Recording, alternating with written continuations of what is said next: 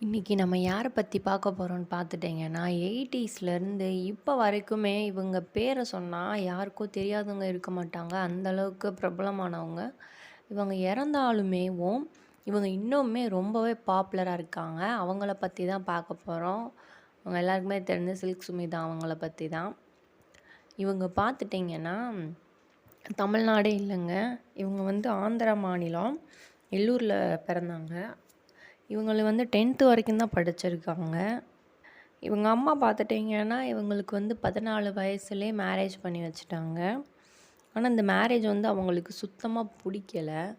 அதனால அவங்க என்ன பண்ணிட்டாங்கன்னு பார்த்தீங்கன்னா, அவங்க ஊர விட்டு வந்துட்டாங்க. ஊர விட்டு வந்தவங்க எப்படி ஹீரோயினா தானே பார்க்குறீங்க.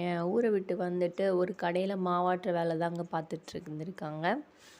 அப்போ வந்து பார்த்துட்டிங்கன்னா, வினி சக்கரவர்த்தி அந்த கடைக்கு போயிருந்திருக்காரு. அவங்கள பார்த்துட்டு ஹீரோயினுக்கான லுக் எல்லாமே உங்களுக்கு இருக்குது, என் கூட நடிக்க வரையான்னு கேட்டிருந்திருக்காரு. அப்போ இவங்களுமே போய் நடிக்க ஆரம்பிச்சிருக்காங்க.